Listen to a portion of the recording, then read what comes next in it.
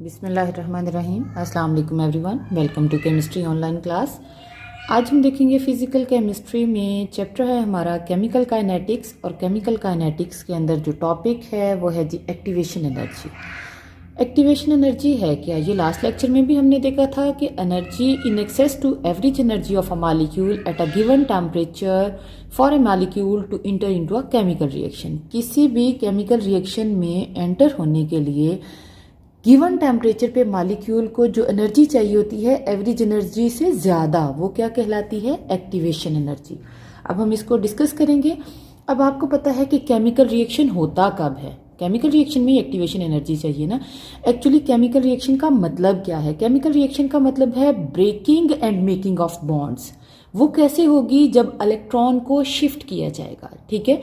Electron की shifting से breaking हो, पहले बॉन्ड ब्रेक हो फिर नया बॉन्ड बने, इसको क्या बोलते हैं? केमिकल रिएक्शन, ठीक है। अब ब्रेकिंग और मेकिंग ऑफ बॉन्ड के लिए क्या जरूरी है? मॉलिक्यूल की कोलिजन। जब तक कोलिजन नहीं होगी, मॉलिक्यूल टकराएंगे नहीं, तब तक इसका मतलब क्या है कि ना तो कोई बॉन्ड बनेगा और ना ही कोई बॉन्ड टूटेगा, ठीक है। अगर आपको याद हो, मैंने आपको बताया था कि कोलिजन जो है ये दो तरह की है। एक होती है इफेक्टिव कोलिजन और दूसरी होती है इनइफेक्टिव कोलिजन, ठीक है। ये कल के लेक्चर में थोड़ा सा मैंने आपको बताया था। अब अगर हमारे पास दो मॉलिक्यूल हैं, सपोज A2 और B2, ठीक है, ये दोनों रिएक्टेंट हैं, ये एक दूसरे की तरफ जेंटली आते हैं और इनका क्या होगा? रिएक्शन नहीं होगा, फौरन से ये वापस चले जाएंगे। क्यों? क्योंकि दोनों का B का इलेक्ट्रॉन क्लाउड जो वैलेंस इलेक्ट्रॉन है और A के जो वैलेंस इलेक्ट्रॉन है, दोनों पास आके नेगेटिव चार्ज है, एक दूसरे को रिपेल करेंगे। अब रिपेल करने का मतलब क्या है? कि रिएक्शन नहीं होगा, नो रिएक्शन होगा। ये कोलिजन क्या होगी? इनइफेक्टिव होगी। दूसरी जो कोलिजन है वो क्या है? इफेक्टिव है। अब उसमें मॉलिक्यूल क्या करेंगे? हेड ऑन कोलिजन से एक दूसरे की तरफ आएंगे। ए के साथ टकराएगा, जिस तरह ये नीचे मैंने लिखा हुआ है, ठीक है, और बी के साथ टकराएगा, ठीक है। बी और ए एक दूसरे के साथ हेड ऑन कोलिजन में आएंगे, ये जिस तरह से नीचे है, और क्या बना देंगे? एक शॉर्ट लिव्ड स्टेट बना देंगे, ठीक है। अब इसमें होगा क्या? एक्चुअली होता ये है कि जब ये दो मॉलिक्यूल ए और बी दोनों एक दूसरे के पास आते हैं, अगर तो इनकी एनर्जी ज्यादा है किसकी निस्बत? एवरेज एनर्जी की निस्बत। वो एनर्जी क्या कहलाएगी? Activation energy. अगर तो इन दोनों मॉलिक्यूल के पास इतनी काइनेटिक एनर्जी है कि वो इनकी एक्टिवेशन एनर्जी से ज्यादा है, तो ये मॉलिक्यूल क्या करेंगे? एक दूसरे के साथ टकराएंगे और इस तरह से A dotted A, B dotted B, इस तरह से एक ट्रांजिशन स्टेट बना देंगे। ये ट्रांजिशन स्टेट जो है ये क्या कहलाएगी? एक्टिवेटेड कॉम्प्लेक्स कहलाएगा, या फिर ये क्या कहलाएगी? Transition state. ये क्या शो करेगी कि मॉलिक्यूल दोनों के पास इतनी एनर्जी थी कि उन दोनों ने रिएक्ट करके एक ये वाली स्टेट बना दी है। अब ये स्टेट शॉर्ट लिव्ड होती है, बहुत जल्दी खत्म हो जाती है। ये अनस्टेबल अरेंजमेंट है एटम की, ठीक है। देखिए ए के साथ भी बॉन्ड है और बी के साथ भी बॉन्ड है। डॉटेड लाइन क्या शो कर रही है? कि जितना ए के साथ बॉन्ड टूट रहा है उतना ही बी के साथ बॉन्ड बन रहा है, ठीक है। हाईली एनर्जी स्टेट होगी। अब मॉलिक्यूल यहाँ पे स्टेबल नहीं है, मॉलिक्यूल क्या करेगा? यहां से कन्वर्ट हो जाएगा किसके पास? प्रोडक्ट के पास। अब ये जो कोलिजन है ये कहलाएगी इफेक्टिव कोलिजन। इफेक्टिव कोलिजन के लिए प्रॉपर ओरिएंटेशन भी होनी चाहिए और मॉलिक्यूल के पास एनर्जी भी होनी चाहिए। किससे ग्रेटर? एक्टिवेशन एनर्जी से ग्रेटर। उनके पास अगर एनर्जी होगी तो तब ये रिएक्शन क्या होगा? पॉसिबल होगा। अब ये था। अब एक्टिवेटेड जो कम्प्लेक्स है इसको अगर हम देखें, एक्टिवेटेड कम्प्लेक्स की अगर हम डेफिनेशन देखें तो ये क्या है?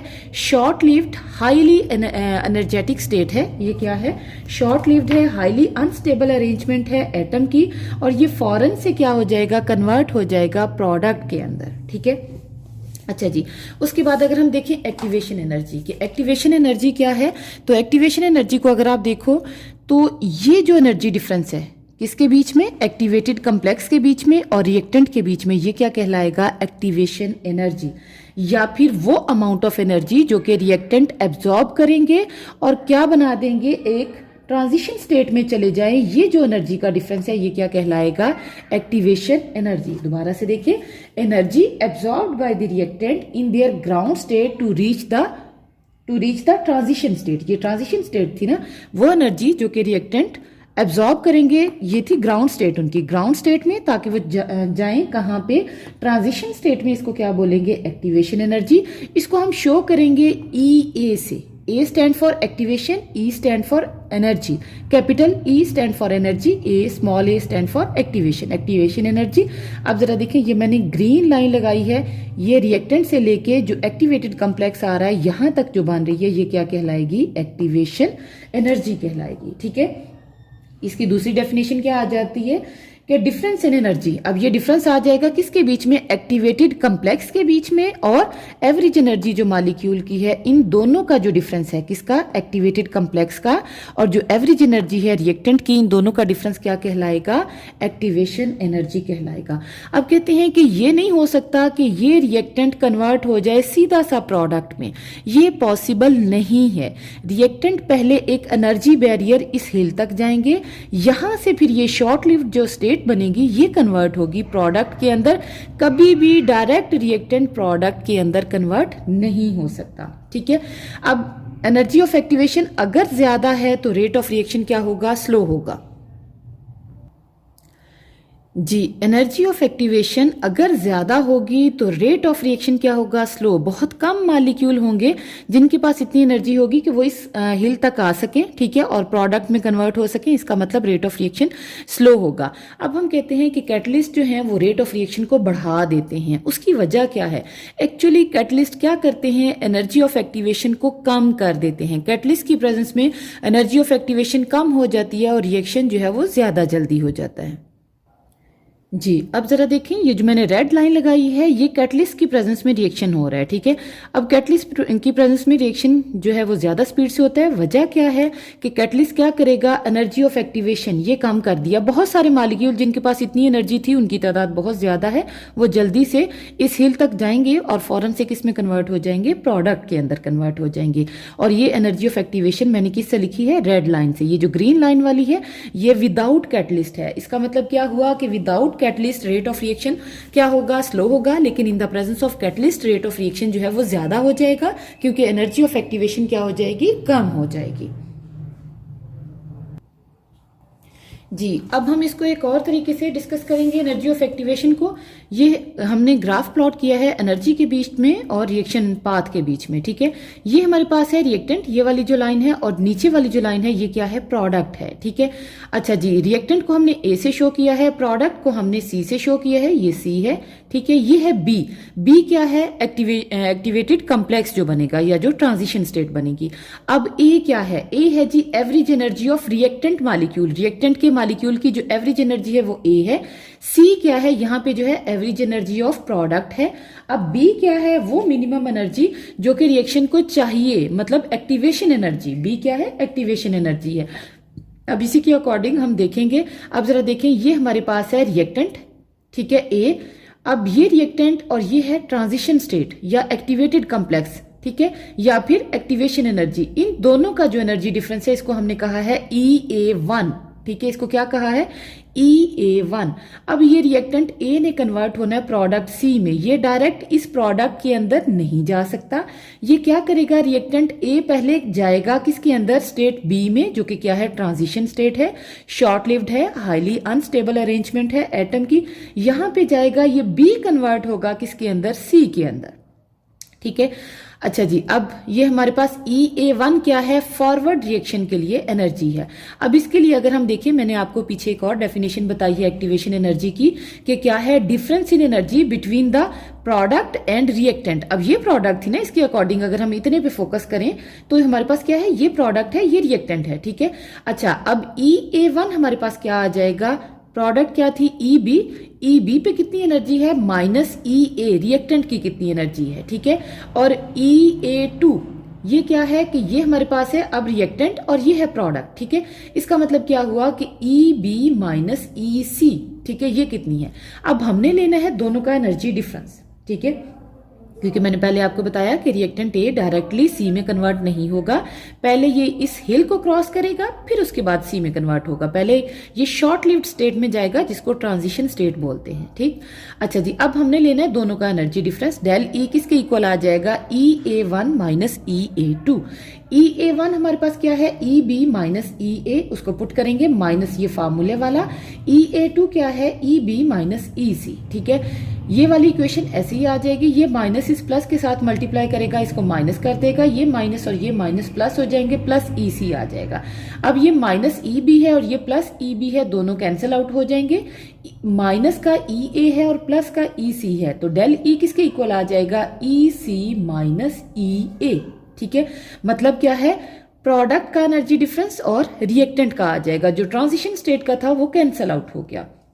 उसके बाद हम कहते हैं कि ये हमें बताएगा किसके बारे में, ये जो डेल ई है ये हमें बताता है कि आया रिएक्शन, हीट ऑफ रिएक्शन के बारे में, रिएक्शन एक्सोथर्मिक है या फिर वो एंडोथर्मिक है, इसके बारे में बताएगा। अब वो किस तरह से इसके बारे में बताएगा। ठीक है, अब जरा देखें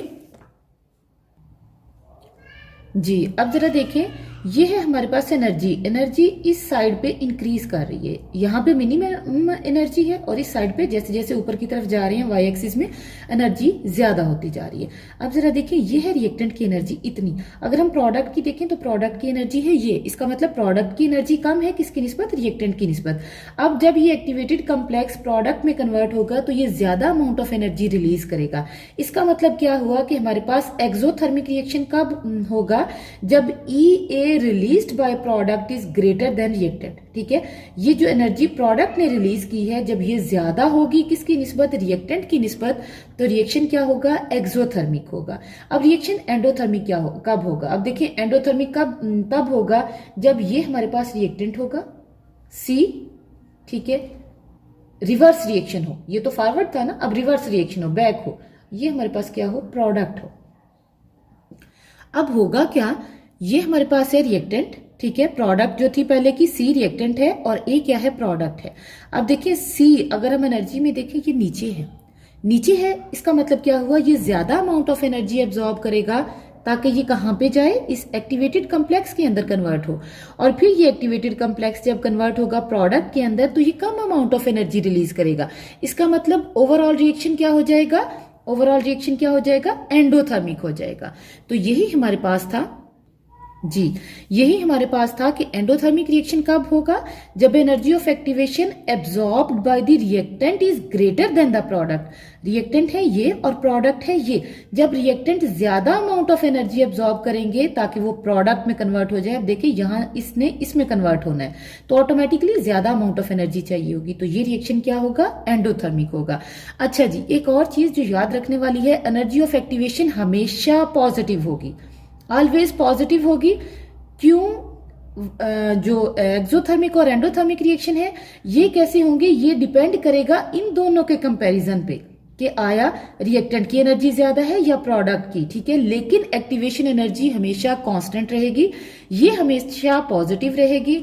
रिएक्शन एक्सोथर्मिक है या एंडोथर्मिक है वो इन दोनों के कंपैरिजन पे, रिएक्टेंट और प्रोडक्ट की एनर्जी के कंपैरिजन पे डिपेंड करेगा। ठीक है, इसी के साथ हमारा आज का लेक्चर खत्म हुआ। अगर आपको लेक्चर अच्छा लगा हो इसे लाइक जरूर कीजिएगा। अपना बहुत सारा ख्याल रखिएगा। अल्लाह हाफिज।